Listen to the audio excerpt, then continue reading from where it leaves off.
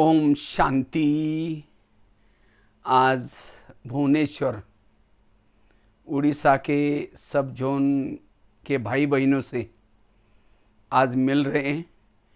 तो मुझे लगता है उड़ीसा में काफ़ी समय से लीना बहन जी बहुत समय से कहते आप कभी भाई जी आओ चक्कर लगाओ। मुझे याद है जब मैं शुरू में तपस्या धाम गार्डन में क्लास करता था तो लीना बहन जी माता जी वहाँ क्लास में ज़रूर आती थी और दुर्गेश बहन को और लीना बहन के सारे ग्रुप को लेकर के बैठ जाते थे और कहते थे भाई जी कभी आप हमारे उड़ीसा ज़रूर आना। हमने कहा ठीक आएंगे, लेकिन ड्रामा प्लान अनुसार उड़ीसा के लगभग सारे ज़िले में गया। उड़ीसा आपके वहाँ पर नहीं आए, लेकिन इस बार ही हमने सोचा लॉकडाउन में ज़रूर आप लोगों से मिलेंगे और विशेष ज्ञान की चिट-चैट करेंगे। वैसे तो बहुत अच्छा है, सुना है कि रिट्रीट सेंटर बन रहे हैं, तो ज़रूर रिट्रीट सेंटर में भट्टी करने के लिए ज़रूर आएंगे। बहुत अच्छा, सभी भाई बहनें मेहनत करके इतना लॉकडाउन में भी और इतना ऐसा महंगाई के दौर में भी, और वो भी खास भुवनेश्वर तो राजधानी है, ऐसे जगह पर ये रिट्रीट सेंटर बना रहे हैं। ये रिट्रीट सेंटर आगे चल कर के बहुत सेवाओं का साधन बनेगा। तो जो भी तन मन धन से सेवा करते हैं उनके लिए बहुत बहुत मुबारक है, आप अपना जमा कर रहे हैं। तो बाकी आज का बहुत सुंदर विषय के ऊपर हम चर्चा करेंगे। आज का विषय बहुत सुंदर दिया गया है, निर्विघ्न और शक्तिशाली स्थिति कैसे बनाए। क्योंकि वर्तमान समय को सभी देख रहे हैं। वर्तमान समय चारों तरफ से समस्या है। वर्तमान समय हर एक के सामने समस्या परिस्थिति आ रही। ऐसे समय पर अपनी स्थिति को निर्विघ्न और शक्तिशाली बनाने की जरूरत है। क्योंकि जिनकी स्थिति शक्तिशाली है, निर्विघ्न है, उनके सामने सेवाओं का लंगर लगेगा। पिछले संडे की मुरली में बाबा ने कहा था, सेवाओं का लंगर लगा दो। निरंतर सेवादारी, निरंतर योगी बनो। कौन बन सकता है? जिनकी स्थिति निर्विघ्न है और शक्तिशाली है। जिनकी स्थिति शक्तिशाली होगी, निर्विघ्न होगी, वो वायुमंडल बनाने की सेवा कर सकेंगे। जिनकी स्थिति शक्तिशाली है उनका पद ऊंचा होगा। जो निर्विघ्न है, स्थिति को शक्तिशाली बनाया, वो सदा खुश रहेंगे, हर्षित रहेंगे। वो आत्मा अनुभूति, परमात्मा अनुभूति कर सकेंगे। स्थिति शक्तिशाली से ही अनेक रोने वालों के आंखों के आंसू पोंछने वाले हम बन सकेंगे। जिनकी स्थिति शक्तिशाली है, भविष्य में आने वाले विभिन्न प्रकार के पेपरों में पास हो जाएंगे। अलग अलग पेपर्स आएंगे, प्रकृति के तरफ से, इविल आत्माओं के तरफ से। ऐसे पेपरों का सामना करने के लिए स्थिति चाहिए। वास्तव में जो बाबा के 4 सब्जेक्ट है हमारे, ज्ञान, योग, धारणा और सेवा, किस लिए? स्थिति को शक्तिशाली बनाने के लिए। अगर मेरी ये सब 4 सब्जेक्ट में मैं पढ़ता हूं तो भी मेरी स्थिति शक्तिशाली नहीं है, इसका मतलब कोई ना कोई सब्जेक्ट में कमी है। जिनकी स्थिति शक्तिशाली और निर्विघ्न है, वो समस्याओं का समाधान करेंगे, कारणों का निवारण करेंगे। उनके सामने समस्या आएगी, लेकिन पहाड़ समान समस्या को भी वो रुई बना देंगे। कौन? जो निर्विघ्न रहते हैं, जिनकी स्थिति शक्तिशाली। वाणी में बल आएगा, दृष्टि में बल आएगा। वो रात को सोए हैं तो भी उनका योग लगा हुआ है, कर्मों में भी उनका योग लगा हुआ है। वो निरंतर योगी की स्थिति में है। और ऐसी जिनकी स्थिति निर्विघ्न है, शक्तिशाली है, उनकी उड़ती कला है। आज की मुरली में भी था, उड़ती कला तेरे भाने सबका भला। इसलिए स्वयं की स्थिति की तरफ ध्यान देने की जरूरत है। शक्तिशाली स्थिति के द्वारा ही हम बाबा की प्रत्यक्षता कर पाएंगे। सूर्य के समान वो सदा औरों को सकाश देते रहेंगे। कृष्ण अर्जुन को कहता है, हे अर्जुन, अब तुम सूर्य बनो, सूर्य। तो वर्तमान समय हमें सूर्य वाली स्थिति बनाने की जरूरत है। सूर्य अर्थात शक्तिशाली। ऐसी शक्तिशाली स्थिति में स्वयं के विकर्म विनाश होंगे, वायुमंडल को शुद्ध बनाएंगे। सूर्य वाली स्थिति वाला ही सूर्यवंशी में आ सकेगा। वो ज्वाला स्वरूप स्थिति है, विश्व कल्याणकारी स्थिति है। इसीलिए हमें अपनी स्थिति को निर्विघ्न बनाना है और शक्तिशाली बनाना है। निर्विघ्न वाला ही शक्तिशाली बनता है, विघ्न वाला कमजोर बनता है। विघ्न वाला वायुमंडल को खराब करेगा। दूसरे खुद का टाइम वेस्ट तो कर रहे हैं, दूसरा का भी टाइम वेस्ट करेगा। और जो शक्तिशाली है उसके इर्द गिर्द में गुण और शक्तियां होंगी। लेकिन इस ज्ञान मार्ग में चलते चलते हमारे पुरुषार्थ में विघ्न आते हैं। कौन से विघ्न आते हैं जिससे हमारी स्थिति कमजोर होती है, इसके ऊपर हम चर्चा करेंगे। वास्तव में विघ्न तो बहुत प्रकार के आते हैं, लेकिन एक 4-5 बातों के विघ्न वर्तमान समय ब्राह्मणों की स्थिति को कमजोर करने के लिए आते हैं। उनका कारण, उनका निवारण, इसके ऊपर चर्चा करते हैं। सबसे पहला विघ्न है विरत संकल्प का। ज्ञान मार्ग में चलते चलते हमारे जाने अनजाने जब निगेटिव संकल्प चलेंगे, स्थिति कमजोर हो जाएगी। इसलिए जिसके संकल्प समर्थ हैं, पॉजिटिव है, उनकी स्थिति निर्विघ्न और शक्तिशाली। सबसे बड़ा विघ्न है व्यर्थ संकल्पों का।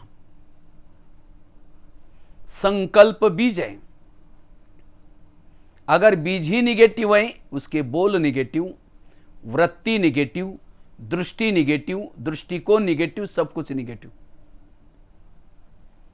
इसलिए अगर मुझे अपनी स्थिति को शक्तिशाली बनाना है, संकल्प को पॉजिटिव बनाने की जरूरत है, सकारात्मक बनाने की जरूरत है, समर्थ बनाने की जरूरत है। संकल्प जिसके निगेटिव है, व्यर्थ है, वो आत्म स्वरूप की अनुभूति नहीं कर पाता, वो परमात्मा की अनुभूति नहीं कर पाता। जिस घर में निगेटिव संकल्प चलते हैं, जिस व्यक्ति के निगेटिव संकल्प चलते हैं, उस घर में लक्ष्मी वास नहीं कर सकती, बरकत नहीं हो सकती, पानी के मटके भी सूख जाते हैं, आपस में संबंधों में दरार आ जाती है। संकल्प से संस्कार बनते हैं। संकल्प बार बार चलते हैं निगेटिव, तब जाकर के नफरत पैदा होती है, घृणा पैदा होती है, वैर पैदा होता है, विरोध पैदा होता है।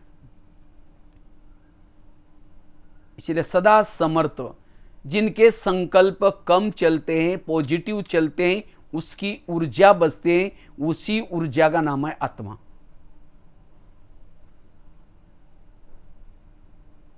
बाबा तक होते बच्चे एवर रेडी बनो। एवर रेडी वही बन सकता है जिन्होंने वायरस के लीकेज को बंद किया है। No question, no correction, no quotation, no opposition, मन चुप। और जिसका मन चुप रहता है, जैसे आकाश के चंद्रमा को पानी में देखना है, पानी स्थिर चाहिए। परम धाम के परमात्मा को मन में देखना है, हमारा मन स्थिर चाहिए। जिसके मन में प्रमाण से ज्यादा विचार चलते हैं, उसके बुद्धि के ऊपर धूल आती है, और धूल वाले बुद्धि में ना परमधाम दिखता है ना परमात्मा दिखता है। फिर जब योग में बैठेंगे, योग में ना आत्मा अनुभूति ना परमात्मा अनुभूति कर सकते हैं। जैसे आईने के ऊपर धूल आई तो चेहरा स्पष्ट दिखाई नहीं पड़ेगा। इसीलिए वर्तमान समय हमें अपने संकल्प के ऊपर ध्यान देना है। मुझे लगता है गीत अपना, ये तो कोई धन नहीं गंवाना, संकल्प का धन इसे व्यर्थ नहीं गंवाना। मुझे लगता है पिछले सप्ताह में 4-5 मुरलियों में लगातार एक स्लोगन आ रहा था संकल्प के ऊपर, व्यर्थ संकल्प। अगर व्यर्थ संकल्प चलते हैं तो खुशी नहीं होगी। संकल्प व्यर्थ गया तो बाकी सारे खजाने वेस्ट गए। संकल्प वेस्ट जाते हैं तो बुद्धि कमजोर है, स्थिति कमजोर है।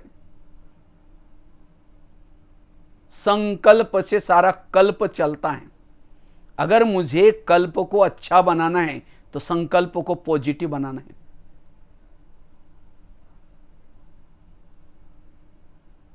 स्थिति बिगड़ने का कारण है निगेटिव सोच।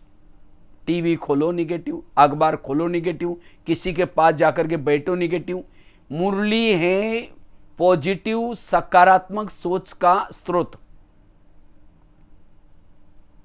इसलिए बाबा कहते बच्चे ज्ञान का ही चिंतन करो, इससे स्थिति शक्तिशाली बनेगी।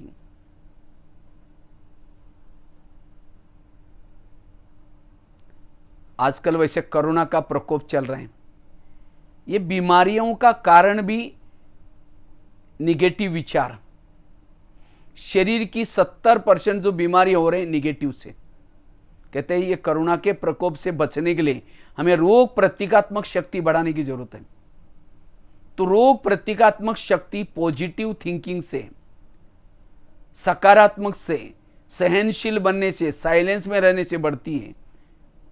जितना तनाव में रहेंगे, टेंशन में रहेंगे, क्यों क्या कहेंगे, डर भय में रहेंगे, तो ये बीमारी अटैक करेगी।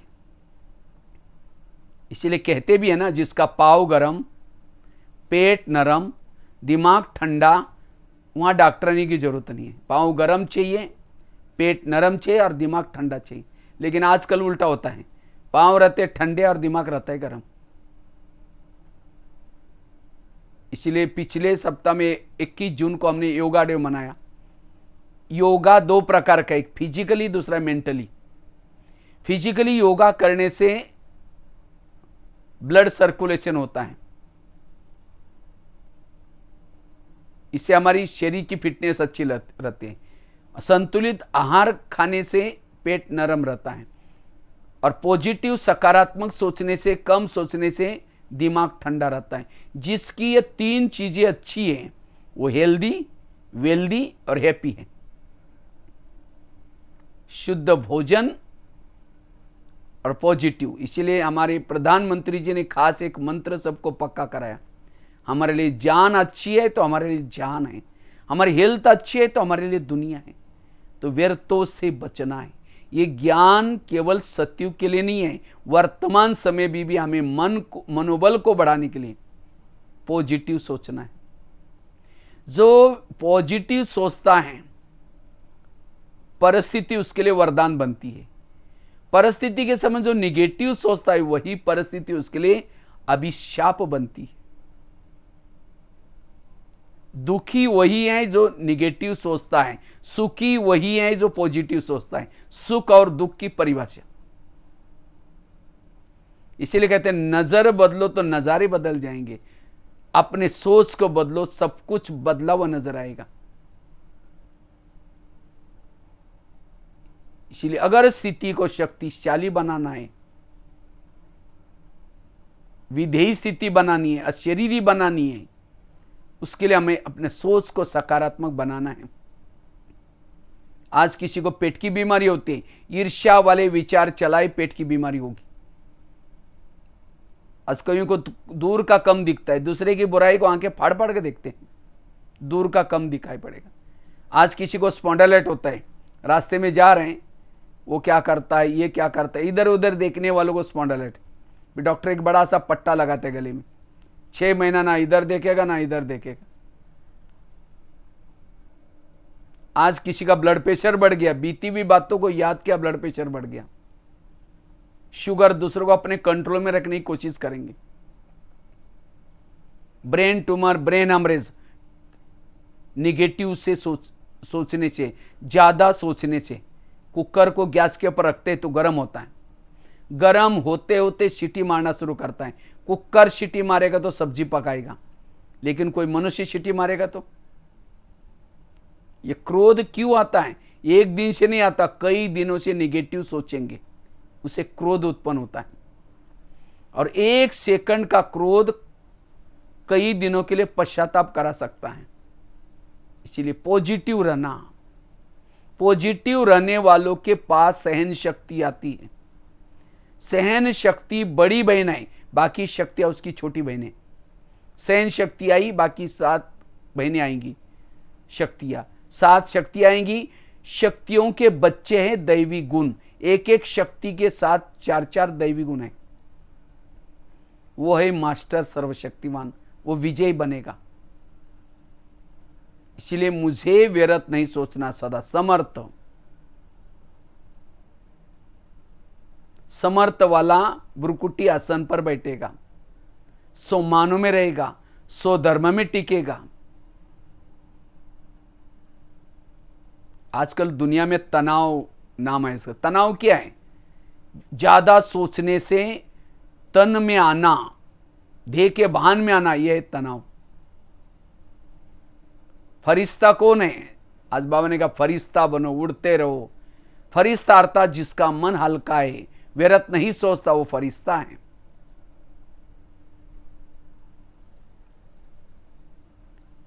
लेकिन हमारी नेगेटिव विचार चलती क्यों?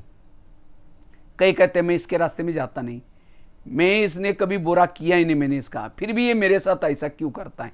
टाली कभी एक हाथ से नहीं बजती, टाली के लिए 2 हाथ चाहिए।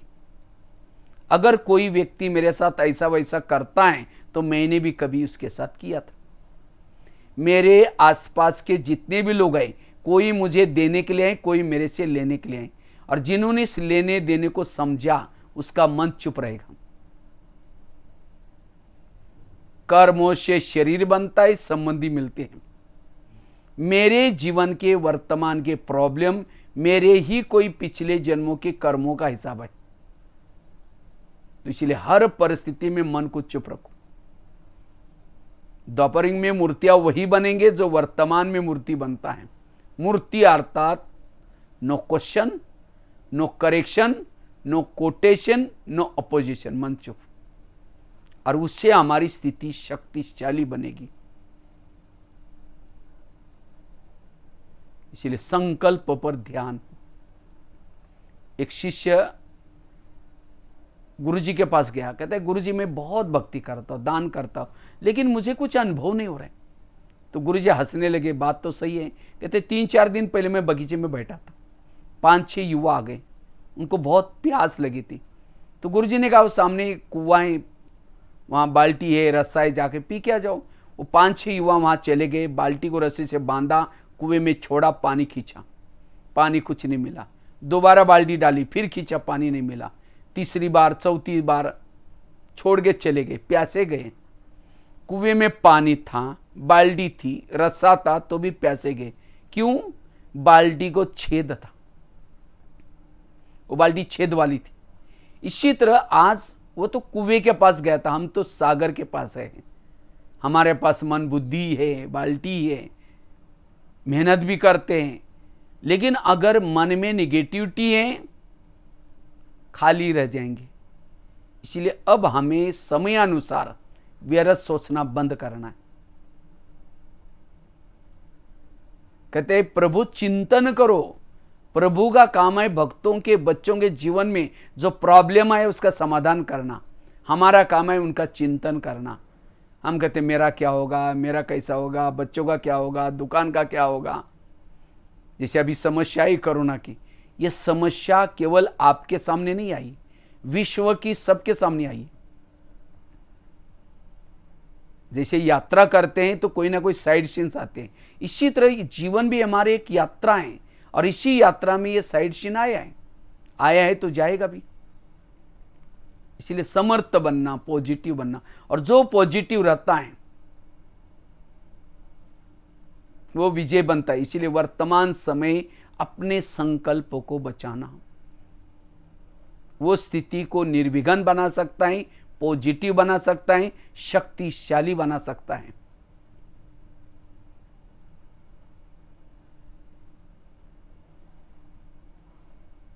व्यर्थ से बचना, इसीलिए कर्मों की गुही गति को याद रखना, गीता का, रामायण का मंत्र याद रखना, जो हुआ अच्छा हुआ, जो हो रहा अच्छा, जो होगा वो भी अच्छा। नेगेटिव को पॉजिटिव में चेंज करना।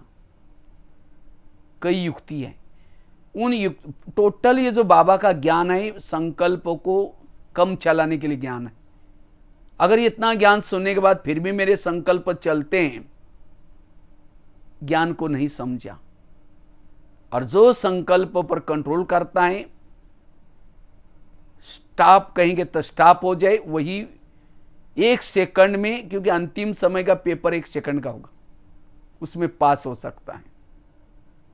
इसलिए ये पुरुषार्थ। दूसरी बात है, हमारे पुरुषार्थ में चलते चलते विघ्न क्यों आते हैं? दूसरा विघ्न है परचिंतन का। जब हम ज्ञान में चलते चलते एक दूसरे के दोष देखते हैं, अवगुण देखते हैं, तब विघ्न पैदा होते हैं। और वो अवगुण केवल देखेंगे नहीं, लेकिन चिंतन करेंगे, औरों को भी सुनाएंगे। 84 जन्मों की सीढ़ी उतरने के लिए केवल 5000 साल लगे।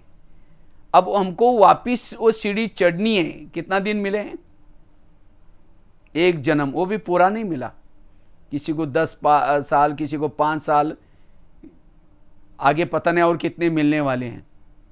अचानक कुछ भी हो सकता है। वो बाबा हमारे पर मेहरबानी कर रहा है, आज हमको जिंदा रख रहा है। बाबा को रहम आता है बच्चे के जीवन में, इन्होंने कुछ भी इतना कमाया नहीं, जमा नहीं किया। इसीलिए आज का दिन मुझे व्यर्थ चिंतन में, पर चिंतन में नहीं गंवाना है। बाबा ने कुछ पिछले सप्ताह में एक मुरली चली थी, बच्चे झगमई झगमई नहीं करो, ये तुम्हारा अमूल्य समय है। फलाना ऐसे है, फलानी ऐसी है, इसमें नहीं गंवाना है। ये बाबा को ऐसे बीच बीच में इस प्रकार की बातें क्यों सुनाना पड़ता है? क्योंकि इन बातों में जाने से स्थिति बिगड़ जाती है। इसीलिए हमें ये अटेंशन देना है कि हमें अपना चिंतन करना है, स्वयं का चिंतन। स्वयं का चिंतन करने से उन्नति होती है। नहीं तो थोड़ा योग लगाएंगे, ऊपर चढ़ेंगे, थोड़ा सा सेवा करेंगे, ऊपर चढ़ेंगे, दान पुण्य करेंगे, ऊपर चढ़ेंगे, लेकिन थोड़ा सा परचिंतन किया, जितनी सीढ़ी चढ़ी उतना नीचे। यही करते रहेंगे, ऊपर चढ़ेंगे, फिर नीचे, ऊपर नीचे करें, बीच में रुक जाएंगे। इसीलिए मुझे अब चढ़ना ही है, चढ़ना ही है, चढ़ना ही है। कई कहते हम तो करते नहीं, लेकिन कोई आकर के सुनाता है तो क्या करें? हम क्या करते? अच्छा और क्या हुआ, सिर हिला करके इंटरेस्ट लेंगे। जब इंटरेस्ट लेंगे तो सुनाने वाला सुनाएगा। क्योंकि परचिंतन की बातें सुनने से भावनाएं खराब हो जाते हैं। भावना और योग का कनेक्शन है। जितनी हमारी मधुबन के लिए, सेंटर के लिए, बहनों के लिए जितनी भावना ऊंची, उतना योग ऊंचा। परचिंतन से वायुमंडल खराब हो जाता है, आपस में संबंधों में दरारें आ जाती है। बाबा ने कहा तुम लोगों ने मेरी ग्लानि किया। भगवान सर्वव्यापी है, कुत्ते बिल्ली में है, जितनी ग्लानि की मेरी, उतना तुम मेरे से दूर चले गए। इसी तरह ज्ञान में आने के बाद अगर परिवार में किसी की ग्लानि करेंगे तो परिवार से दूर जाएंगे। इसीलिए बाबा कहते बच्चे ये अटेंशन रखो। बाबा कहते मेरे अच्छे अच्छे बच्चे थे, बहुत अच्छा ज्ञान योग करते थे, लेकिन आज वो है ही नहीं, चले गए। कहाँ गए और क्यों गए? उन्होंने ज्ञान में चलते चलते एक दूसरे को देखना शुरू किया। पहले सब आए थे बहुत सेवा करते थे, बहुत कुछ करते थे। हमने खुद भी देखा ये 30-40 साल में बहुत अच्छे अच्छे थे, लेकिन आज वो नहीं है। क्यों? उन्होंने दोष देखना शुरू किया। ये पुरुषार्थ का बहुत बड़ा ब्रेकर है, रोड़ा है, जो हमारी स्थिति को बिगाड़ता है। और जब हम परिचिंतन करेंगे तो योग में जब बैठेंगे बाबा का प्यार भी नहीं मिलेगा।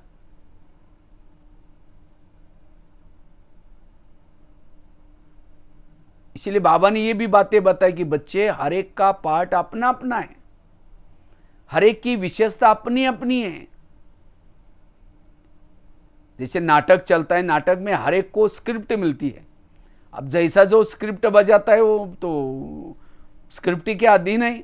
इसी तरह पति की स्क्रिप्ट अलग है, बच्चे की स्क्रिप्ट अलग है, पत्नी की स्क्रिप्ट अलग है, पड़ोसी की, सबकी अपनी अपनी स्क्रिप्ट है। अगर पति ने गाली भी दी तो क्या हो, वाह आपने तो बड़ा अच्छा डायलॉग बजाया, मजा आ गई। कोई किसी का दोष नहीं है, सभी निर्दोष हैं। इसीलिए पर चिंतन से बचना। बाबा मेरे दिल में तब बैठेगा जब मेरा दिल स्वच्छ है। कई क्या करेंगे, पीछे से किसी की बुराई करेंगे, सामने आते कहेंगे ओम शांति, अभी हम आपको याद कर रहे थे। इसीलिए बाबा कहते बच्चे पर चिंतन नहीं, अब हमें सोचिंतन करना है, ज्ञान का चिंतन करना है।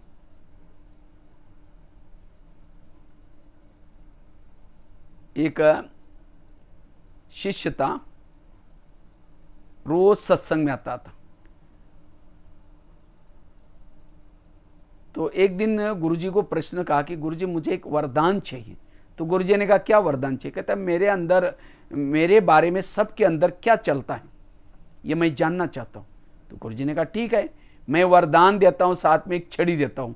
मांत्रिक डंडा दिया, कहा कि जब भी किसी के दिल में तुम्हारे बारे में कुछ चलता है वो जानना है, ये छड़ी को दिल में रखो, उस व्यक्ति का नाम लो, पता चलेगा।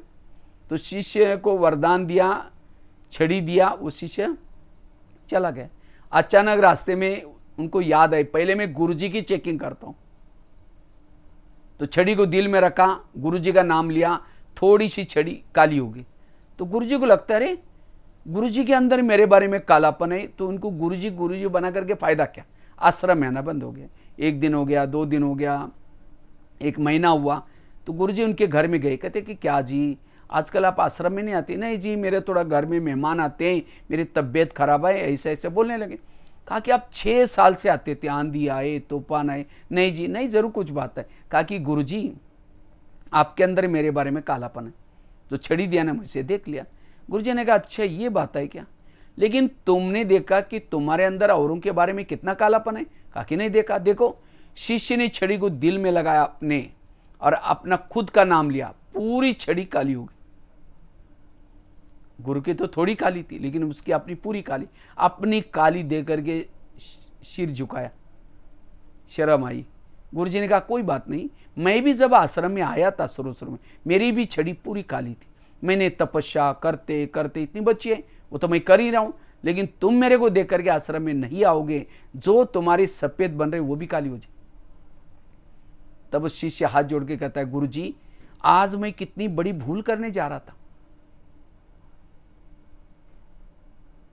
गुरुजी ने कहा कोई बात नहीं, तुम बड़ों की कमजोरी मत देखना, दोबारा फिर आते रहना। ये कहानी किसी और की नहीं, हमारी अपनी है। हम भी ज्ञान मार्ग में चलते चलते शुरू में जब आते थे उस समय तो किसी के दोस्त नहीं देखते, बस बाबा और मैं, बहुत अच्छी उन्नति होती है। जैसे यहाँ आएंगे सेवा के संपर्क में, बहनों के संपर्क में, फिर कहेंगे यहाँ जो पैसे देते ना ज़्यादा उसको आगे करते हो, बहन ऐसे, वो भाई ऐसे, कुछ ना कुछ दोस्त देखेंगे, भावना बिगाड़ेंगे, कई तो किनारा भी करेंगे, कई आएंगे जो यज्ञ में करते थे वो नहीं करेंगे। घाटा किसका है? आज जिसकी बुराई देख रहे वो योग लगा रहे, पुरुषार्थ कर रहे। इसीलिए बाबा कहते बच्चे किसी की भी दोष नहीं देखो। ये वर्तमान समय है अपना चिंतन करने का, खुद को देखने का। उल्टा चक्र घूमेगा, अपना ही गला कट जाता है। हमें तो माया का गला काटना है, इसलिए पर चिंतन से बचना। वैसे तो आज तो कहते हैं गुरु पूर्णिमा है, तो बाबा के सामने, सदगुरु तो बाबा है ना, ये प्रतिज्ञा करना है, प्यारे बाबा एक संगम युग चल रहे हैं, मैं कभी भी व्यर्थ नहीं सोचूंगा, मैं कभी भी किसी का परचिंतन नहीं करूंगा। प्रतिज्ञा करनी है, ये गुरु दक्षिणा देना है बाबा को। तो सदगुरु बहुत अच्छा आपको वरदान देगा, इसलिए पर चिंतन से बचना। तीसरी चीज है जो विघ्न डालता है, स्थिति को बिगाड़ता है, कमजोर करता है, वो है देह का भान। ज्ञान मार्ग में चलते चलते हमारा देह का भान जागृत होता है। जब देह का भान जागृत होता है, उस समय पुराने संस्कार भी साथ में लेके आता है। इसलिए अगर मुझे स्थिति को शक्तिशाली बनाना है, निर्विघ्न बनाना है, मुझे सदा आत्मिक स्वरूप में रहना है। आत्मिक स्वरूप में रहने वालों को किसी के दोष नहीं दिखाई पड़ेंगे, सब अच्छे दिखाई पड़ेंगे। हम कहते इसको सुधराना चाहिए, इसको बदलना चाहिए। अरे बदलना मुझे चाहिए, मैं देहबान में आया हूं, इसीलिए उसकी कमजोरी दिखाई पड़ रही। मुझे लगता है हर मुरली में बच्चे आत्मा समझो, आत्माभिमानी बनो, पहला सबक पक्का करो। इस लॉकडाउन में तो मैं देख रहा हूं काफी सारी मुरलियां आत्माभिमानी और याद की यात्रा के ऊपर चल रहे। जैसे लग रहा है कि अभी अभी बाबा वर्तमान समय को देकर के मुरलियां चला। आत्माभिमानी स्थिति टोटल ज्ञान का सार है। इसलिए जितना हम आत्मा के स्वरूप में टिके रहते हैं, हमें कोई विघ्न नहीं आएगा। विघ्नों का कारण है देह का भान। जो आत्मा की स्थिति में रहता है, रात को सोया है, उसका योग लगा रहेगा। रास्ते में चल रहा है, उसका योग लगा रहेगा।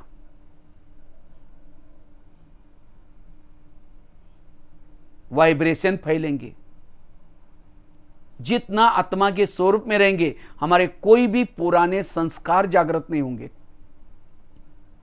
जैसे राम और रावण युद्ध करता है, राम क्या करता है, रावण का एक सिर काटता है, फिर दूसरा काटता है, वो सिर दोबारा जुड़ जाते हैं। रावण और जोर से हंसता है। विभीषण आकर के राम के कान में दो चार बातें सुनाई, ये ऐसा नहीं मरेगा, उसके नाभि में तीर लगाओ। और जब नाभि में तीर लगा तो रावण मर गया। इसी तरह आज हम भी रावण को मारने में लगे। कोई 2 साल से, कोई 4 साल से, कोई 6 साल से, एक एक कभी काम का गला काट देते, कभी क्रोध का काटते, लेकिन वो गले दोबारा जुड़ जाते। क्यों? हमने देह भान रूपी नाभि में तीर नहीं लगाया। देह भान है नाभि। विकारों का सरदार है देह का भान। देह भान आया, काम आ गया, क्रोध आ गया, सारे विकार आ गए। इसीलिए बाबा कहते हैं बच्चे ये पहला सबक पक्का करो, तुम्हारे पुरुषार्थ में कोई विघ्न नहीं आएंगे, तुम्हारी स्थिति शक्तिशाली बनेगी। फाउंडेशन अगर बिल्डिंग बनाते हैं, जितना फाउंडेशन मजबूत उतना बिल्डिंग अच्छी मजबूत बनती है। इसी तरह हमें भी अपने पुरुषार्थ रूपी बिल्डिंग को बनाना है, तो आत्मा का फाउंडेशन पक्का करना है। जिनका आत्मा का फाउंडेशन पक्का है, कभी भी वो हलचल में नहीं आएंगे। और अंतिम समय के जो पेपर हैं, कितने भी कड़े पेपर होंगे, उन पेपरों में पास होने के लिए बहुत काल का ये आत्मा का अशरीरी का अनुभव चाहिए। इसीलिए बाबा कहते पहला लेसन यही और अंत का लेसन भी यही है। पहला सुना था, लास्ट में अनुभव वाला। तो क्या मेरा सदा अनुभव रहता है? मेरे भ्रुकुटी में मैं आत्मा हूं, ये स्मृति में रहते हैं। बाबा कहते हैं मेरा तुम्हारे से प्यार है। इसकी निशानी क्या है? बाबा का मेरे साथ बहुत प्यार है। बाबा ने प्यार के खातिर, मेरे खातिर बाबा क्या किया? अपना रूप बदल करके, रूप है निराकारी, लेकिन प्यार के कारण वो हमारे पास आया और हमारे जैसा रूप धारण किया। ब्रह्मा के तन में आया और हमें पूरा सृष्टि का आदि मध्य अंत का ज्ञान दिया। क्यों? बुद्धि को ऊपर लेके जाने के लिए। कहता है मेरा प्यार था इसलिए मैंने आकर के इतना दिन पढ़ाया। अब तुम्हारा मेरे साथ कितना प्यार है? अगर तुम्हारा प्यार है, तुम जैसा मैं हूं, तुम भी वो रूप धारण करके मेरे पास आओ। बाबा कहते कई बच्चे क्या करते हैं, बाबा को निराकारी स्वरूप में देखना चाहते हैं लेकिन नहीं टिक पाते उस स्थिति में। क्यों? क्योंकि खुद का देह नहीं भूला है। जब तक खुद का देह नहीं भूलेंगे तब तक बाबा निराकारी है वो स्वरूप दिखाई नहीं पड़ेगा। इसलिए आत्मा का पाठ पक्का करना है।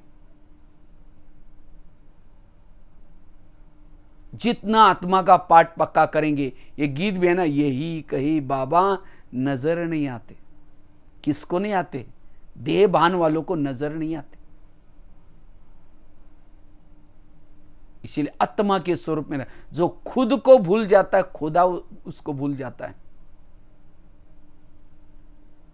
जो आत्मा के स्वरूप में रहता है उसको अति इंद्रिय सुख मिलता है, और जिसको अति इंद्रिय सुख मिलता है उसका अंतरात्मा गाएगी, पाना था सो पा लिया, मुझे कुछ नहीं चाहिए।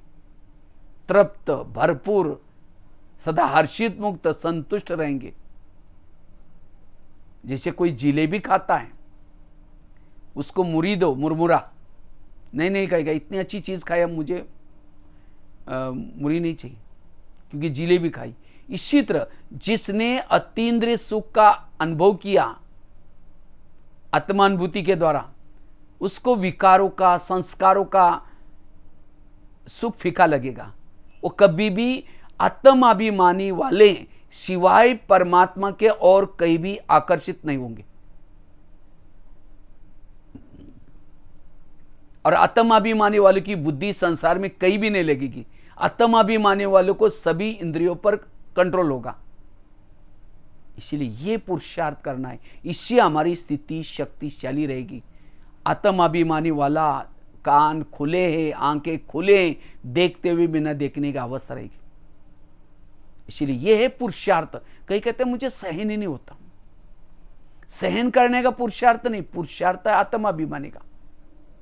बीज बोएंगे, वृक्ष आएगा, वृक्ष को फल लगेंगे। तो इसी तरह जिसने आत्माभिमानी का बीज बोया है उसके जीवन में गुण रूपी फल ऑटोमेटिकली लगेंगे। गुण रूपी और शक्ति रूपी फल लगेंगे। अगर मेरे जीवन में गुण और शक्तियां नहीं है, इसका मतलब मैंने वो आत्माभिमानी का बीज बोया ही नहीं, वो मेहनत की ही नहीं। जो इस आत्माभिमानी की मेहनत करता है बाकी सभी मेहनत से छूट जाता है। सेवा में भी ज्यादा मेहनत करने की जरूरत नहीं, अपने आप सफलता मिलेगी।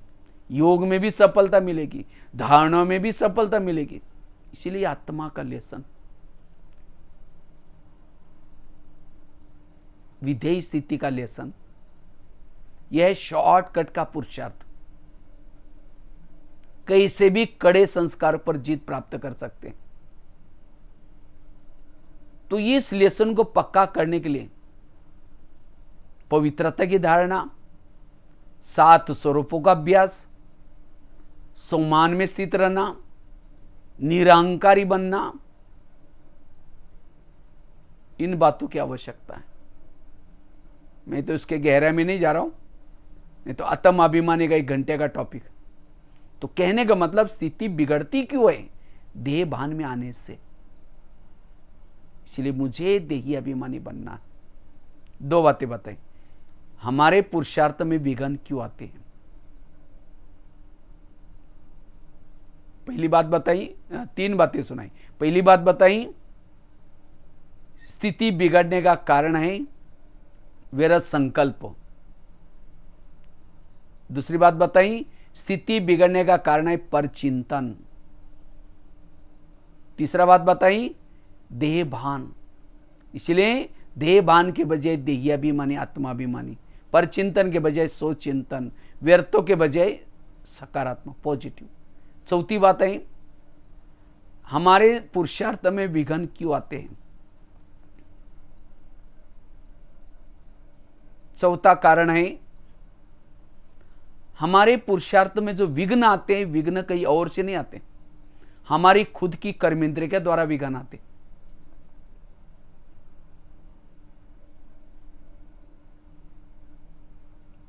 और इसका हमारा इन कर्मेंद्रिय पर ध्यान नहीं। इसीलिए बाबा कभी कहते हैं, बच्चे चैरिटी बिगेन्स एट होम। आप अपने घर को सुधारो। घर मतलब लौकिक नहीं, घर कौन सा है? शरीर आत्मा का पहला घर है। तो क्या इस शरीर रूपी घर में रहने वाले सभी ज्ञान में चलते हैं? कल की बाबा की मुरली थी, बाबा ने कहा कि बच्चे, या आंखें धोखा देती है, किसको देखता रहूं, बात करूं, कोई ना कोई विरत सुनेंगे। तो वास्तव में हमारे पुरुषार्थ में विघ्न कोई व्यक्ति नहीं डालता, कोई परिस्थिति नहीं डालती। कौन डालता है? हमारी ही खुद की कर्मेंद्रिय। ब्रह्मा बाबा ने रोज अपने कर्मेंद्रिय का दरबार लगाया। तो क्या हम दरबार लगाते? अपने दिल पर हाथ रख करके पूछे। कल बाबा ने कहा था, बच्चे अपना पोतामिल रोग चेक करो, कौन सी कर्मेंद्रिय मुझे धोखा तो नहीं देती। ये तो कहते हैं ना, अंधेरी नगरी, चौपट राजा, टके शरबाजी, टके शर खाजा। नगरी का राजा सोए हैं, उसमें जो चाहे हो रहा है। आंधा पीस रहे हैं, कुत्ता बैठ करके खा रहा है। आंधे को लग रहा है कि मैंने बहुत सारा पीसा, जमा कुछ भी नहीं। हम योग लगा रहे, पुरुषार्थ कर रहे, लेकिन इंद्रिया क्या करें? विरत देख करके, सुन करके गंवा रहे। इसलिए चैरिटी बिगेन्स एट होम। तो शरीर में रहने वाली जितनी भी हमारी कर्मेंद्रियां हैं, क्या ज्ञान में चलती? आंखें ज्ञान में चलती हैं? कभी आंखों का कोर्स कराना। कान ज्ञान में चलता है, मन ज्ञान में चलता है। अगर आंखें ज्ञान में चलती तो योग में बैठते समय तुरंत बंद क्यों होती? वो तो खुली रहनी चाहिए। कान ज्ञान में चलता है तो परचिंतन की बातें क्यों सुनता? मन ज्ञान में चलता तो मन परमधाम के बजाय इधर उधर भटकाता क्यों? इसलिए कहते हैं ना, आजकल लॉकडाउन है, लॉकडाउन में कहते हैं अपने घर में रहो, परिवार के साथ रहो, उनसे बातें करो। ये तो आजकल के मम्मी पापा इतने बिजी हो गए, बच्चा कहाँ जा रहा है, किसके संग में जा रहा है, क्या कर रहा है, वो देखने का सुनने का टाइम ही नहीं। जब बच्चा गलत काम करता है, उनकी आंखें खुल जाती है। ऐसा कैसे किया बच्चे ने? इसी तरह आज हम इतने बिजी हो गए सेवाओं में और कारोबार में। मेरी आंखें क्या देख रही, कान क्या सुन रहा है, मुख क्या बोल रहे हैं, मन क्या सोच रहे, देखने का सोचने का टाइम ही नहीं है। और जब गलत संस्कार आते, गलत हो जाता है, तब सोचते ऐसा कैसे हो गया। इसीलिए बाबा ने कहा कि पोता मिल। ब्रह्मा बाबा ने भी ये पोता मल देखा है। बाबा की एक डायरी मिली थी, बाबा ने एक एक इंद्रियों का दरबार लगाया था उसमें। लेकिन हमने ये मेहनत नहीं की है, अपने ही घर के धोखा देते। अब घर का ही कोई भेदी बना है, बॉर्डर पर कोई दुश्मन से मिला, देश की क्या हालत होगी, घर की क्या हालत होगी। इसीलिए बाबा कहते, बच्चे रोज इन इंद्रियों से बातें करो। पानी के ऊपर नौका चलेगी, पार करेगी, नौका के अंदर पानी आएगा, डुबा देगी। जो इंद्रियों को चलाता हो पार हो जाता है, जिसको इंद्रिया चलाते हो डूब जाता है।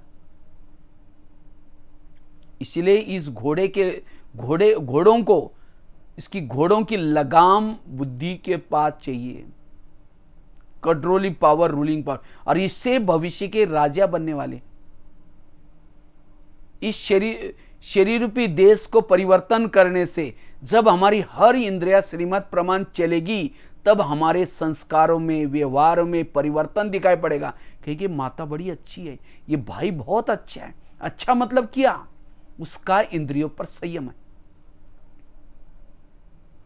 इसीलिए बाबा कहते, बच्चे इनकी चेकिंग करो। इससे हमारी स्थिति बिगड़ती है।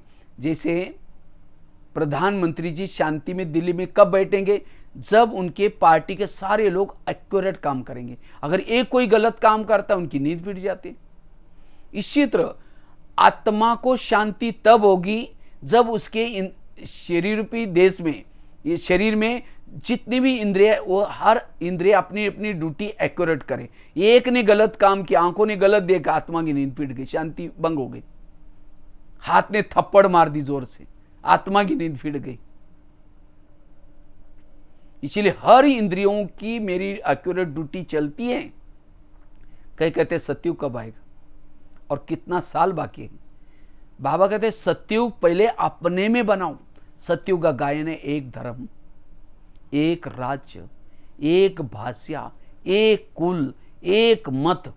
क्या सारी इंद्रियों में मेरा एक मत है, एक धारणा है, एक आत्मा का सब चलता है। इसलिए हमारे में सत्युग लाना है। इसलिए बाबा कहते हैं स्वराज्य अधिकारी बनो। तो हमें रोज अपने कर्मेंद्रिय का कैसे दरबार लगाना है? रोज अमृत वेला करने के बाद 5 मिनट अपने इंद्रियों से बातें करो। सबसे पहले बात करो कान से। हे मेरे कान, तुम मेरे इस राज्य के शान हो। अगर तुम ना होते मैं ईश्वर महावाक्य कैसे सुनता। तुम्हारा बहुत बहुत धन्यवाद। और मेरा तुम्हारे पर विश्वास है, इसलिए मैंने तुमको बॉर्डर पर रखा है। लेकिन मैंने तो तुमको बॉर्डर पर रखा है विश्वास के साथ, लेकिन आजकल तुम मुझे धोखा दे रहे। मुझे तो पता नहीं था। आज अमृत वेला में मेरे परम हितैषी दोस्त शिव बाबा के पास गया था, क्योंकि शिव बाबा मेरा दोस्त बन करके आया है मेरी दोबारा राजाई देने के लिए, और वो मुझे ट्रेनिंग दे रहा है। लेकिन शिव बाबा ने तुम्हारे लिए कुछ इशारे भेजे, और वो तो ऐसे वैसे नहीं बोलेंगे। इसीलिए हे कान, तुम मेरा खाते हो, मेरे राज्य में रहते हो, और मुझे धोखा दे रहे। कान क्यों जिंदा है? क्योंकि आत्मा का कमाया हुआ खून सप्लाई होता है, वहां खाता है आत्मा का, धोखा दे रहा आत्मा को। इसीलिए कान, आज तक जो हुआ कोई बात नहीं, अभी तुम्हें कुछ भी गलत नहीं सुनना है। और यह भी नहीं समझना कि मुझे कुछ पता ही नहीं चलता तुम क्या कर रहे हो। मैंने शरीर रूपी किले के चारों तरफ से सीसी कैमरे का प्रबंध किया है। अब मेरा तीसरा नेत्र खुला हुआ है। उस तीसरे नेत्र में सब कुछ पता चलता है, तुमने रॉन्ग क्या किया, क्या क्या किया। आगे चलो मुख के पास। हे मुख, तुम भी मेरे इस राज्य के शान हो। तुम ना होते तो मैं वाणी की सेवा कैसे करता। तुम्हारा बहुत धन्यवाद, तुम्हारे द्वारा बहुत मुझे दुआएं मिल रही। लेकिन कभी कभी तुम किसी को अपशब्द बोलते हो, अपमानित शब्द बोलते हो, जिससे मेरा आत्मा भाई मेरे से रूठ जाता है, हमारी दूरियां बन जाती है। क्या मैंने तुमको इसीलिए रखा है? अगर तुम बोलेगा मैं तुमको सजा दूंगा। आगे चलो आंखों के पास। ये आंखें, मुझे 84 जन्म में बहुत सारे आंखें मिली, लेकिन तुम्हारे जैसे भाग्य चले आंखें कोई नहीं मिली। तुम्हारे द्वारा मैंने सत्यम शिवम सुंदरम को देखा है। माउंट आबू में आप लोग आए थे, बाबा को प्रत्यक्ष साक्षात्कार नहीं। लोग तो साक्षात्कार के लिए तरस रहे, लेकिन साक्षात परमात्मा को धरती पर बोलते हुए देखा, मुस्कुराते हुए देखा, भोजन करते हुए भी देखा है, चलते हुए भी देखा है, चल करके झंडा लहराया, और उस प्रभु की नजरें पड़ी है। तो ये आंखें तुम उस प्रभु को देखने के बाद, सत्यम शिवम सुंदरम को देखने के बाद, इस संसार की व्यर्थ बातें क्यों देखते हो? अगर देखेगा मैं तुमको सजा दूंगा। आगे चलो पांव के पास। हे पांव, तुम भी मेरे इस राज्य के शान हो। अगर तुम ना होते मैं सेवा करने के लिए कैसे जाता। भले सेवा हाथ ने की, आधी दुआ तुमको मिल गई। भले मुख ने भाषण किया, आधी दुआ तुमको मिली। क्योंकि पांव क्या करता है, पूरा बॉडी को, शरीर को, शरीर की सारी घुटने के ऊपर पूरा शरीर को उठा के लेके जाता है। इसीलिए कोई भी व्यक्ति घर में आता है उसके चरण छूते, क्योंकि हे चरण, तुमने इस व्यक्ति को घर में लाया। लेकिन कभी कभी चरण क्या करते हैं, परचिंतन करने के लिए लेके जाते हैं, फिल्में देखने के लिए लेके जाते हैं।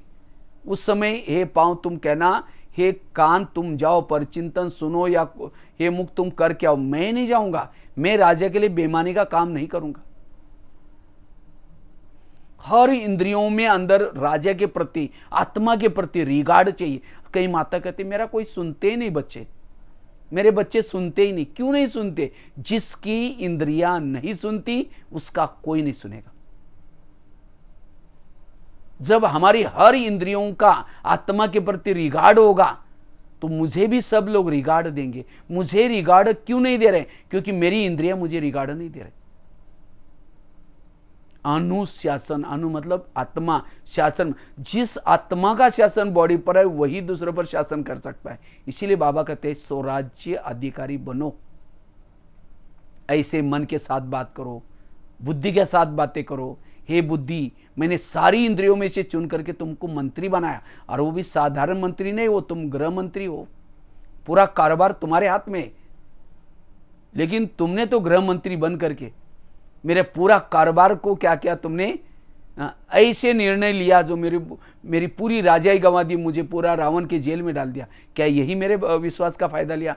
आज तक जो हुआ कोई बात नहीं, लेकिन आज से तुम्हें कोई भी गलत निर्णय नहीं करना। निर्णय करना है श्रीमत के आधार से, मुरली के आधार से। यह है राजा। और जब ऐसे अपनी चेकिंग करते हैं, परिवर्तन आएगा, स्थिति शक्तिशाली बनेगी। विघ्नों का कारण यह है, किसी ने गाली दी, कहां गई पहले? कान के पास। कान फटाफट आवाज करता है, हमको गाली दी, गाली दी, गाली दी। सारी पूरा कर्मेंद्र में हलचल हो गई। अब सवेरे की मुरली सुनी थी, वो कहता है आज बाबा ने ये कहा, ये कहा, ये कहा। गाली तो फटाफट पहुंचा देगा, लेकिन मुरली को 4 पेज की मुरली को वापिस कर देगा। इसका मतलब कान मेरा हितैषी नहीं है। अगर आंखें हितैषी होती, बाबा को देखती रहती, इंटरनेट की कोई चीज आते ही तुरंत बंद हो जाती, मुझे नहीं देखना है। जैसे भारत में अंग्रेज घुसे थे, कैसे घुसे थे? भारत में नवाबों का शासन था, अंग्रेज आए, उनके साथ दोस्ती की, करते करते दिल्ली के ऊपर अटैक किया, गुलाम हो गया देश। शरीर भी एक इंडिया है, इसके अंदर कई नवाब आए, कान, मुंह, कान, माया रुपये अंग्रेज आते, इनके साथ दोस्ती करते करते करते आत्मा के ऊपर अटैक हो गया, राजधानी के ऊपर अटैक हो। इसीलिए शरीर अब हमारा गुलाम है। तो हमें और कुछ नहीं करना, इस विकार रूपी अंग्रेज लोगों को भगाना। इसके लिए रोज हमारी इंद्रियों का दरबार लगा करके हर इंद्रियों के अंदर मन में आना चाहिए, मुझे अब माया जीत बनना है। अगर इंद्रियों के अंदर विकारों का अंश है, हम मायाजीत नहीं बन सकते। इस युद्ध में वही विजय बनेगा जिसको इंद्रिया भी सहयोग करती। अगर इंद्रिया सहयोगी नहीं है, हम कितना भी पुरुषार्थ करें, विजय नहीं बनेंगे। इसीलिए स्वराज्य अधिकारी बनना। विघ्नों का कारण यह है अपने घर को ठीक करना। इसको ही बाबा कहते हैं सो परिवर्तन। सो परिवर्तन मतलब ऐसे नहीं बैच पहन लिया, सफेद ड्रेस पहन लिया, बस हो गया परिवर्तन। ये ऊपर का परिवर्तन। 4 बातें बताई। पहली बात बताई, हमारी स्थिति बिगड़ने का कारण, विघ्नों का कारण व्यर्थ विचार। तो व्यर्थ के लीकेज को बंद करना। दूसरी बात बताई, विघ्नों का कारण पर चिंतन। इसलिए आज से हमें ना सुनना ना किसी को सुनाना। छड़ी वाली कहानी बताई, पहले मैं बाल्टी वाली कहानी सुनाई थी। तीसरी बात बताई, आत्माभिमानी स्थिति। देह भान विघ्नों का कारण है। देह भान आया, सारे विकार आ गए। जिस घर में लाइट है वहां भूत नहीं रहता। भूत कहां रहता है? अंधेरे में। भूतों को भगाने का पुरुषार्थ नहीं करना है, विकारों को भगाओ नहीं, आत्माभिमानी बनो, अपने आप भूत भाग जाएंगे। और चौथा बताया, कर्मेंद्रिय की अधीनता। इसलिए कैसे बातें करने, फिर बाद में सजा भी दो। कोई कर्मेंद्रिया, बाबा ने कहा फटकार लगा दो, चिमटी काटते थे बाबा, कहते थे। समझो कान को रात को पूछो, दरबार लगा दो, कान को पूछो, कान तुम्हारा चाट कैसा रहा, तुम्हारा धन्यवाद। सवेरे 7 बजे मुरली सुनी थी, लेकिन 12-1 बजे को एक माता जी आई थी, किसी की विरोध बातें सुनाते, वो ऐसी है, वो ऐसी है। तुमने बड़ा नजदीक जाकर सुना था, बताओ तुम्हारे लिए क्या सजा दी जाए? तुम्हारे लिए यही सजा, तुम्हें दोबारा मुरली सुननी। सजा मतलब कान को काट करके फेंकने वाली सजा नहीं, दोबारा मुरली सुनाओ। मुंह को पूछो, मुंह तुम्हारा चाट कैसा रहा। समझो कान ने दरवाजा खोला, तुमने तो चुप रहना चाहिए था, तुमने भी बोला हाँ वो ऐसी करते, उसने ऐसा किया। इसीलिए तुम्हारे लिए सजा, कल के दिन तुम्हारा कारोबार बंद, मौन रखना, अलौकिक सजा। ये है राजा। और लास्ट की एक बात सुना करके पूरा करता हूं। अगर हमें निर्विघ्न बनना है, स्थिति को शक्तिशाली बनाना है, इसलिए योग तपस्या, जितना योग तपस्या करेंगे, साधना करेंगे, वो भी ऐसा नहीं टाइम पास वाला, विधि पूर्वक, ये शब्द अंडरलाइन, विधि पूर्वक योग करना, जितना विधि पूर्वक करेंगे उतना हम शक्तिशाली बनेंगे। बाबा की शक्ति लेने का आधार है तपस्या, और उसमें से भी अमृत वेला का योग, क्लास के पहले का योग, नुमा शाम का योग, रात को सोने से पहले। तो जो हम उसको सफल बनाएंगे, लेकिन केवल बैठना नहीं, लेकिन उस समय ध्यान और मन कहाँ जाता है वो भी चेक करना है। कई तो क्या करते हैं, टाइम पास देखेंगे भाई, कई कहते 2 घंटा 3 घंटा बैठा, लेकिन बैठा तो सही, लेकिन मन बुद्धि बाबा के पास कितनी गई।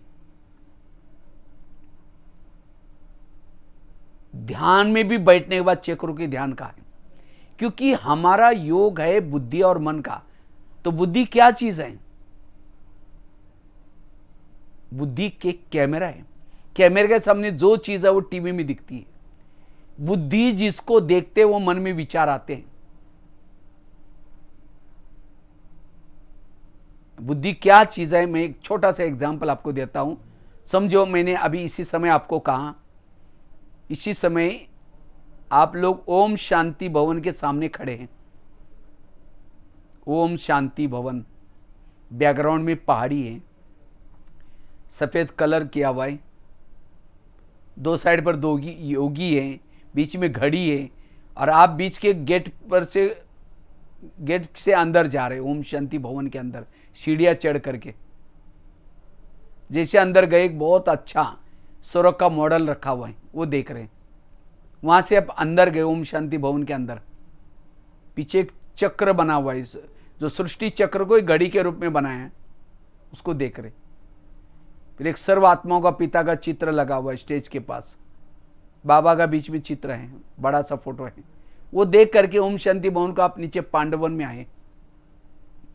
पांडवन में शांति स्तंभ के पास खड़े हैं।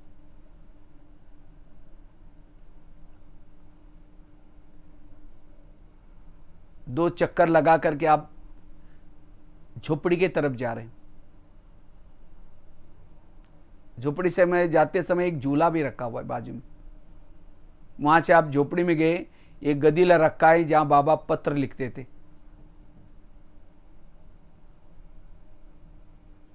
वहां से आप बाबा के कमरे में पहुंचे, जहां नीला सा ट्रांसलाइट है, बाबा की एक खटिया है।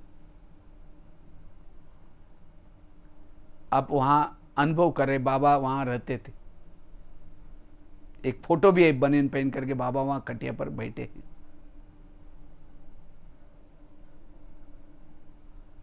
वहां से आप पीस पार्क में गए, जहां ओम का बना हुआ है। वहां से गुरु शिखर की तरफ देख रहे। वहां से ज्ञान सरोवर में आए, किचन के सामने जहां ट्रांसपोर्ट है।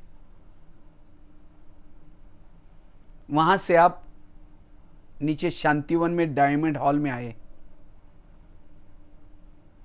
डायमंड हॉल के लास्ट के गेट से स्टेज का फोटो देख रहे हैं।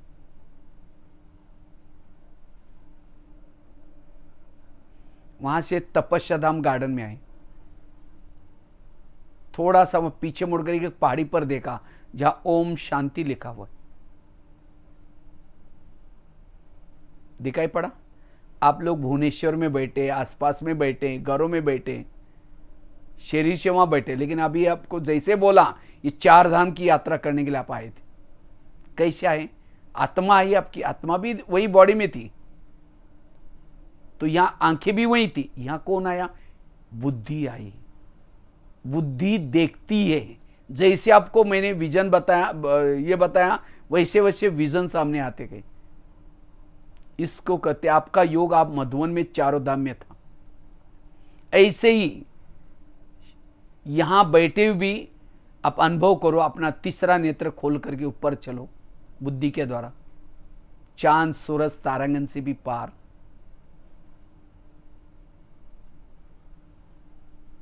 परम धाम।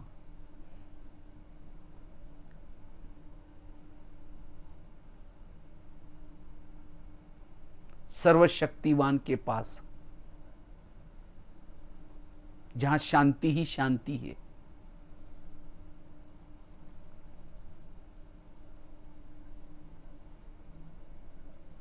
बुद्धि से मैं बाबा को देख रही हूं, हजारों सूर्य से भी शक्तिशाली, जिस बाबा को देखने के लिए मेरी आंखें तरस रही थी।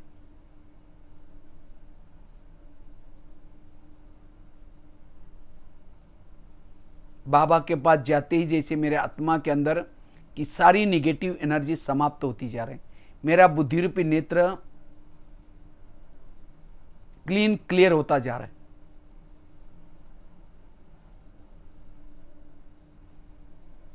प्रभु मिलन कर फिर मैं धीरे से अव्यक्त वतन में आती हूं। अव्यक्त वतन में आज फरिश्तों की सभा लगी है, जहां हजारों चंद्रमा जैसे शीतलता की लाइट है। फरिश्तों का राजा ब्रह्मा बाबा, बाबा की लाइट माइट की मैं अनुभव कर रही हूं।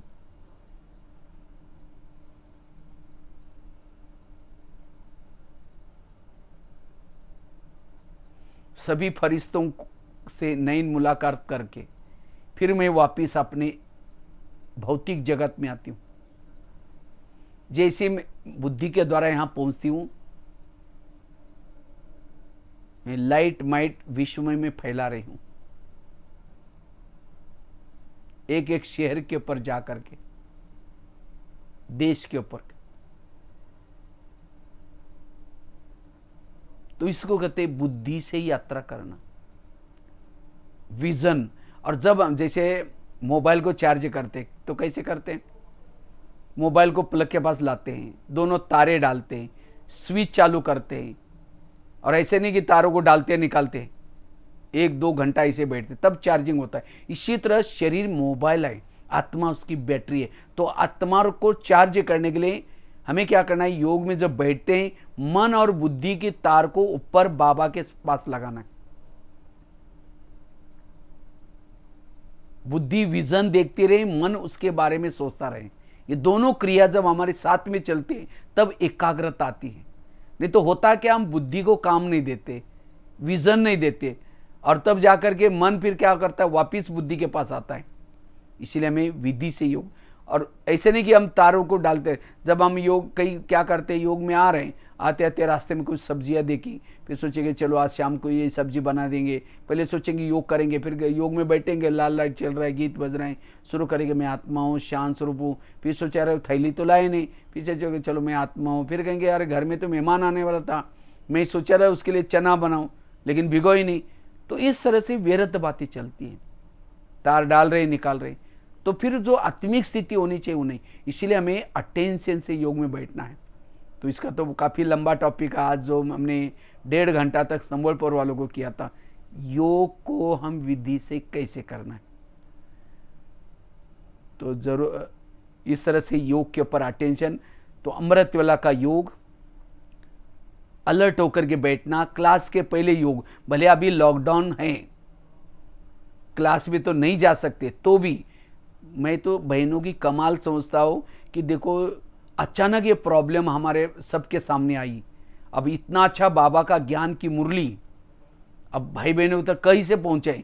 तो बहनों ने कहीं नहीं तो एंड्रॉयड मोबाइल भी नहीं देखा था, कहीं कंप्यूटर भी नहीं देखा था, लेकिन ये समस्या अब कैसे तो यूट्यूब का सीख करके ऑनलाइन से मुरली ये कर रहे। तो इसीलिए हमें उसकी कदर रखनी है, और कदर करके हमें रोज़ सुनना है। ये नहीं समझना कि बहनें को थोड़ी देख रहे हैं, आप वो चैटिंग बॉक्स में रोज दीदी ओम शांति लिखो, आपकी हाजिरी लग जाएगी। तो इसलिए हमें रोज ये बाबा के महावाक्य सुनना है। और ऐसा नहीं कि चलो बहुत अच्छा हुआ, अब घर में मुरली आते हैं, सेंटर में जाने की जरूरत क्या है। ये तो मजबूरी के लिए साधन बाबा ने दिया था। जब ये ठीक हो जाएगा फिर दोबारा क्लास में आना है हमें। क्लास में संगठन में जितना आएंगे उतना और मजबूत हो जाएंगे। लकड़ियाँ जल रहे, एक गीली लकड़ी डालो वो भी जलना शुरू हो जाएंगे। इसलिए हमें रोज पढ़ाई जरूर पढ़नी है, और खास तो क्लास के पहले योग करके फिर मुरली सुननी है। बाबा का एक एक महावाक्य लाखों करोड़ों का है। आप कहेंगे पैसे देते, पैसे नहीं देते। ज्ञान भी एक धन है। जैसे स्कूल कॉलेज में बच्चों को टीचर पैसा नहीं बांटता, क्या बांटता है? ज्ञान बांटता है। और जितना वो बच्चा ज्ञान लेता है उतना क्या करता है? अच्छे मार्क से पास होगा, फिर जॉब लगेगा, फिर उसको पूरा जीवन भर में धन आता है, शरीर निर्वाह होता है। इसी तरह युग परिवर्तन का समय है, रिटर्न जर्नी है, और इसलिए भविष्य नई दुनिया आने वाली है। तो परमात्मा ने आकर के यहाँ विद्यालय खोला है, और इस विद्यालय में जो रोज रेगुलर पंक्चुअल पढ़ेगा वही आत्माएं परमधाम में जाकर के वापिस सत्युग में आते हैं। और सत्युग में सोने का महल मिला, क्यों मिला? क्योंकि हमने रोज मुरली सुनी थी। इसलिए कभी बहाना नहीं करना, बहन जी मेरा दुकान खोलना पड़ता है। दुकान खोलेंगे कितना कमाएंगे? 500। सेंटर पर नहीं आएंगे, लाखों करोड़ कमाएंगे। हाँ, कल परसों ही था। बच्चे, ये ज्ञान का वर्षन लाखों करोड़ों का है। 21 जन्मों की प्रॉपर्टी गिनो। इसलिए अब मुझे ये रोज महावाक्य सुनने के लिए आना है, रोज सुनना है, कभी भी मिस, और तन से मन से अच्छी तरह सेवा करनी है। जो बाबा के यज्ञ की सेवा करता है उसको ही बाबा फिर रिटर्न देता है। इकोनॉमी से चलना है। अभी मैं पता चला कि रिट्रीट सेंटर बन रहा है, तो रिट्रीट सेंटर बन रहा है तो आप संकल्प लो, जब तक हमारा रिट्रीट सेंटर नहीं बनेगा तब तक हम फालतू खर्चा नहीं करेंगे। 4-5 सब्जी खाते थे, उसके बजाय एक सब्जी रस में बना कर खाओ, लेकिन वो पैसा बचा बचा करके सेवा में लगा दो।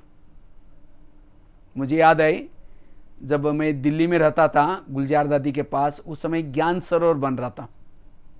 जब ज्ञान सरोवर बन रहा था उस समय एक दिन दादी सबको हमारे साथ मिली, पांडवन वालों के साथ। कहते देखो ज्ञान सरोवर बन रहा है, सभी भाई बहनें पैसा डालेंगे, लेकिन हम क्या करेंगे? हम तो समर्पित हैं। तो ऐसी बातें करते करते एक बात निकली कि दादी ने कहा हम लोग ऐसे करेंगे, समझो सप्ताह में 2 बार एक टाइम का भोजन कम करेंगे, और उस भोजन की जैसे नाश्ता करने के बजाय दूध लेंगे, और उसी से तो ऐसा करके पैसे की बचत करके भेजते थे। इसी तरह हमें भी क्या करना है, थोड़ा सा इस साल में हम त्योहार मनाएंगे नहीं, फालतू खर्चा नहीं करेंगे, और थोड़ा थोड़ा बचत करके बाबा का ये अगर सब मिल करके करेंगे तो जल्दी हो जाएगा। इसीलिए हमें इकोनॉमी से चलना है। जितना इकोनॉमी से चलेंगे उतना ये बाबा का कार्य जल्दी होगा। इसलिए ज़रूर सेवा करनी है और इस कार्य को पूरा करना है। इसी तरह आप लोग ज़रूर आज इस गुरु पूर्णिमा के दिन ये 5 संकल्प लेंगे तो निर्विघ्न बनेंगे। एक तो पहला संकल्प, हम व्यर्थ नहीं सोचेंगे। दूसरी बात, भले उसके लिए प्रतिज्ञा करेंगे, सब हाथ आगे करेंगे, हाथ आगे करेंगे सभी, जहाँ जहाँ आप लोग बैठे हैं वहाँ हाथ आगे करेंगे।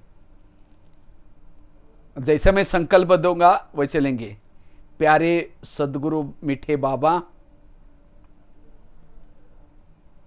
आज इस गुरु पूर्णिमा के दिन हम संकल्प लेते हैं, आप मेरे परम सदगुरु बन करके आपने हमें तीनों कालों का, तीनों लोगों का ज्ञान पढ़ाया। इसीलिए इसकी गुरु दक्षिणा समझ करके आज के दिन संकल्प लेते, हम कभी भी व्यर्थ नहीं सोचेंगे, निगेटिव नहीं सोचेंगे, सदा पॉजिटिव रहेंगे। दूसरा संकल्प लेते हैं, हम पर चिंतन पर दर्शन से दूर रहेंगे, किसी के भी दोषों का वर्णन नहीं करेंगे, ना किसी को सुनाएंगे। तीसरा संकल्प लेते हैं, हम सदा आत्मा के स्वरूप में रहने की अभ्यास करेंगे, देह भान से मुक्त रहेंगे। चौथा संकल्प लेते हैं, हम अपने कर्मेंद्र से कोई भी गलत काम नहीं करेंगे, सभी कर्मेंद्र को अपने श्रीमत प्रमाण चलाएंगे। पांचवा संकल्प लेते हैं, हम योग तपस्या करेंगे, साधना के ऊपर ध्यान देंगे। Thank you Baba, thank you सदगुरु जी। तो आज के दिन ये 5 संकल्प लेंगे, सचमुच आप शक्तिशाली और निर्विघ्न बनेंगे। तो इसी के साथ साथ बहुत बहुत धन्यवाद लीना बहन जी को, दुर्गेश बहन जी को, बाकी और भी बहुत सारी बहनें हैं, सबको बहुत बहुत धन्यवाद। हमको सेवा का मौका दिया। तो देखो कितना अच्छा बाबा ने साधन दिया, ना ट्रेन पकड़ो, ना लाइन में खड़े रहो, तुरंत 1 घंटे में आओ, सबको सुना करके फिर वापिस अपने शांतिवन में पहुंच जाओ। तो देखो जैसे मुझे लग रहा था कि बिल्कुल ही जैसे भुवनेश्वर में आकर के वहाँ क्लास कर रहे हैं। तो आप लोगों ने बहुत अच्छा ध्यान से सुना होगा। तो इस 5 बातों को जीवन में करेंगे। और मैंने कोई क्लास नहीं कराया, लेकिन मैंने अपने जीवन के अनुभव के आधार से अपनी स्थिति को, अभी भी अगर मैं किसी का परिचिंतन करता हूँ तो मेरी स्थिति बिगड़ जाती है, विघ्न आते हैं। अभी भी मैं अगर थोड़ा कर्मेंद्रिय पर थोड़ा कंट्रोल नहीं होता तो कुछ नए प्रॉब्लम आती। तो मैं अनुभव से ये बातें बताई, तो आप लोग भी ज़रूर इसको करेंगे। बाकी तो स्थूल में जब माहौल ठीक होगा तो ज़रूर एक बार आएंगे, फिर भट्टी भी करेंगे। तो इसी के साथ साथ बहुत बहुत धन्यवाद। लास्ट में 3 मिनट हम थोड़ा सा योग करके फिर पूरा करते हैं। सभी अपनी जगह पर कमर सीधी करके बैठेंगे।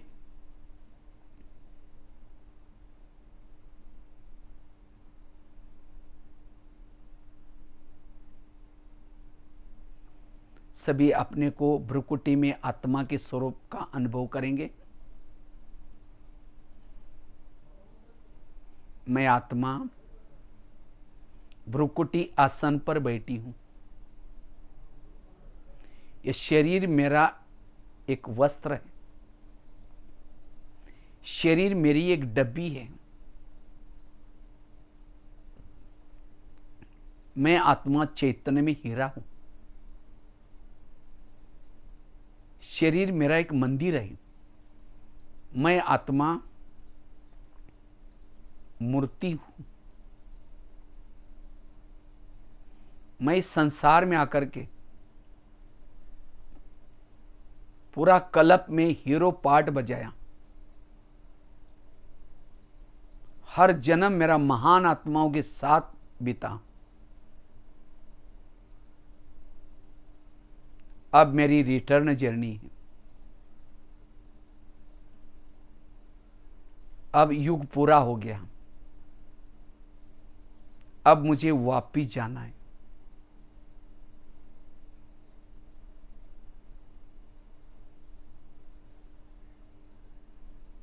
अब मैं बुद्धि के द्वारा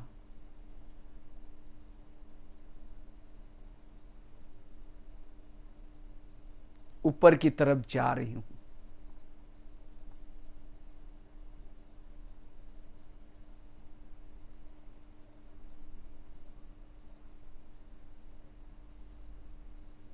अव्यक्त वतन को मैं देख रही हूं बुद्धि के द्वारा।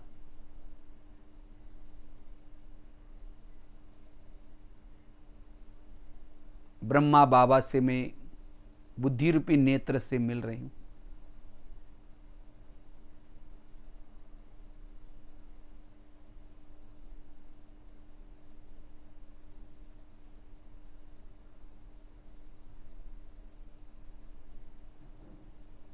लाइट माइट की अनुभूति कर रही हूं।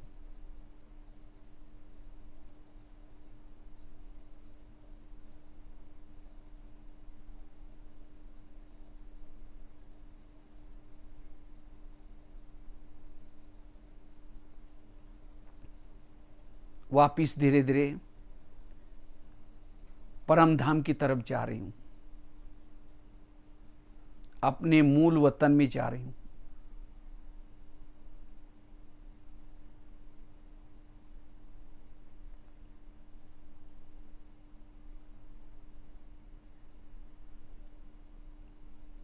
मूल वतन में जाते ही जैसे मैं कोई चार्ज हो रही हूं।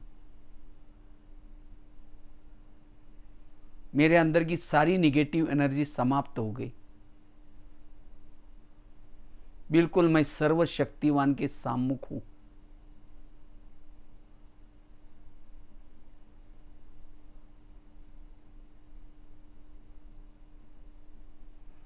अपलक होकर के प्रभु को निहार रही।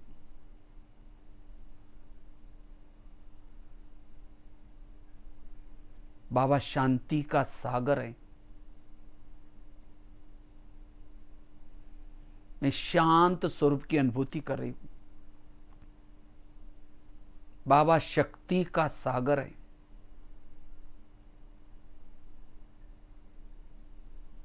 मैं शक्ति स्वरूप की अनुभूति कर रही हूं।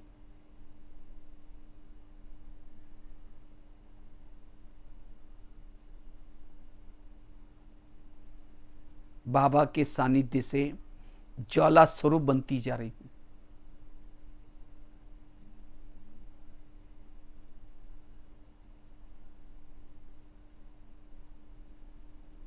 वापिस में अव्यक्त वतन में पहुंचती हूं।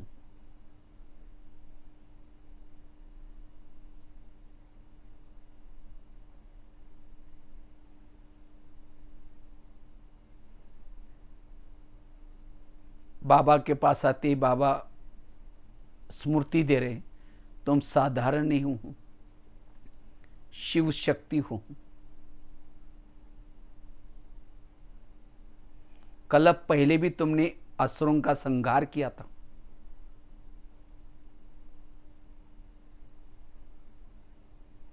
वही कार्य करने का समय आ पहुंचा है।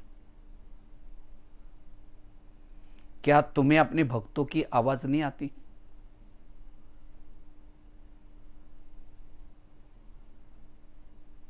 तुम घबराओ नहीं, मैं तुम्हें अनेक अस्त्र शस्त्र देता हूं।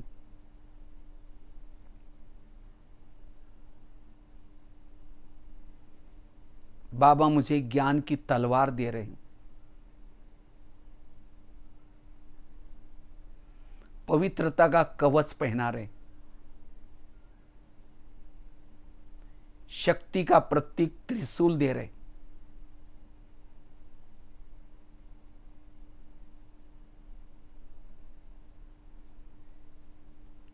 मस्तक के ऊपर जिम्मेवारी का ताज पहना दिया।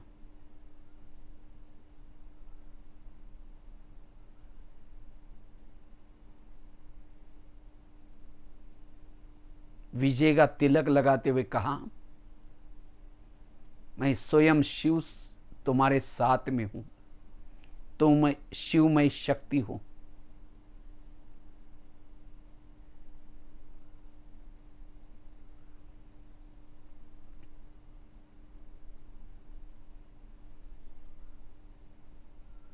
सचमुच मैं शिव शक्ति की अनुभूति कर रही हूं। अब माया मेरा कुछ बिगाड़ नहीं सकती। अनेक अस्त्र शस्त्र हैं, स्वयं सर्वशक्तिवान साथ में है। अब मुझे नीचे भक्तों की आवाज सुनाई पड़ रही है। मैं शिव शक्ति इन अस्त्र शस्त्रों को लेकर के धरती की ओर जा रही हूं। आकाश मार्ग से नीचे उतर रही हूं। मेरे अंग अंग से शक्तियां निकल रही।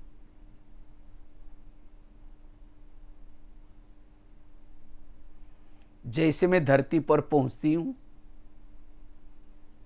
जहां से आवाज आ रही उसी मंदिर की तरफ जा रही हूं।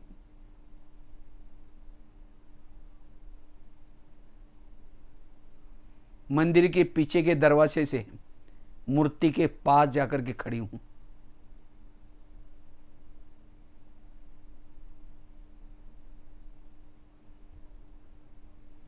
सभी भक्तों को सकाश दे रही हूं।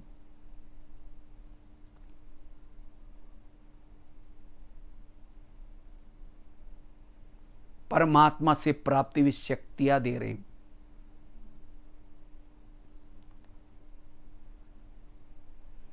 सभी को संदेश दे रही हूं। हे भक्तवत्स, जिनकी तुम पूजा कर रहे हो, वह परमात्मा इस धरती पर आ चुका है। अगर तुम्हें उससे मिलना है, तुम ब्रह्मा कुमारी आश्रम में आओ।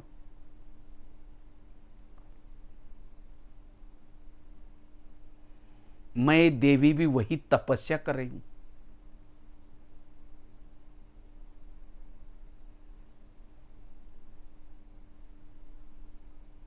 ये संदेश देते हुए एक मंदिर से दूसरे मंदिर में जा रही हूं।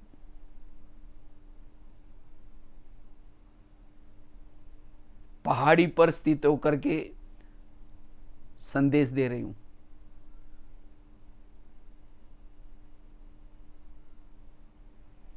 शहर के ऊपर से संदेश दे रही हूं। सकाश दे रही हूं।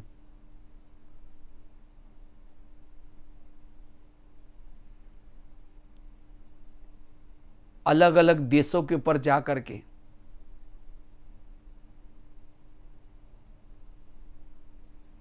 वाइब्रेशन फैला रही हूं।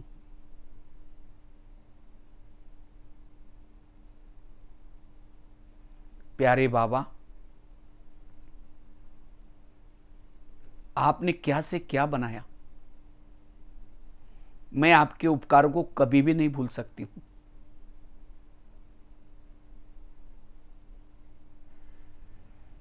आपके इस कार्य में मैं सदा सहयोगी रहूंगी।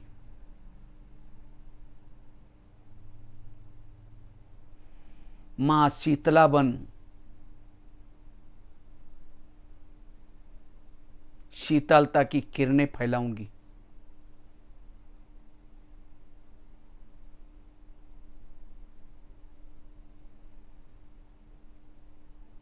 मां दुर्गा बन सभी के दुर्गुण हारने की सेवा करूंगी।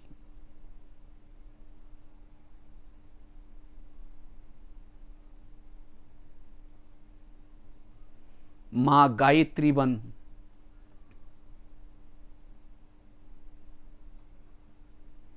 गीता का ज्ञान सबको सुनाऊंगी। मैं शिवमय शक्ति हूं।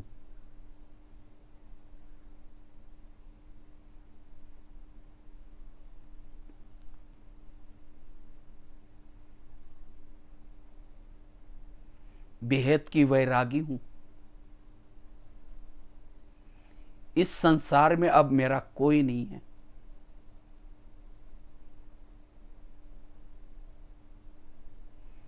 जिसको मैं अपना समझती हूं, ये सब कुछ नष्ट होने वाला है।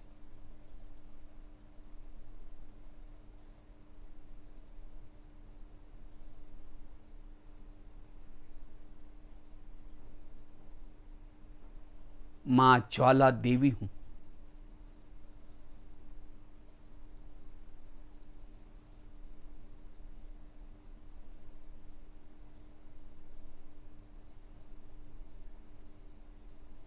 अब मैं शिव शक्ति धीरे धीरे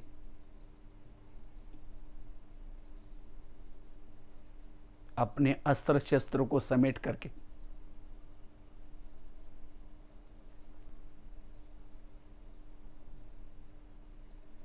साधारण ब्राह्मण वेश में आती हूं।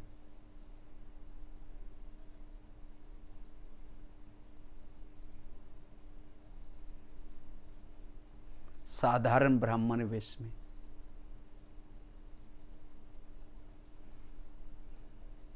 मैं शिव में शक्ति हूं।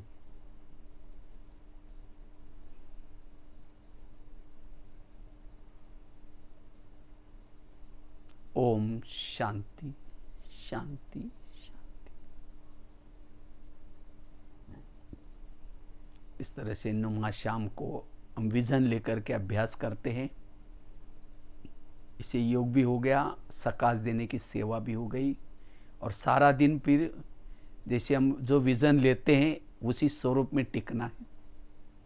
इसे कर्म योगी भी स्थिति रहेगी, बहुत अच्छी। बाकी तो आप लोग जल्दी जल्दी रिट्रीट सेंटर बनाएंगे तो फिर प्रैक्टिकल में आकर के वहाँ कभी भट्टी भी कराएंगे। इसी के साथ साथ बहुत बहुत धन्यवाद, हमें सेवा का मौका मिला। लीना बहन को खास, ठीक है। ओके, ओम शांति।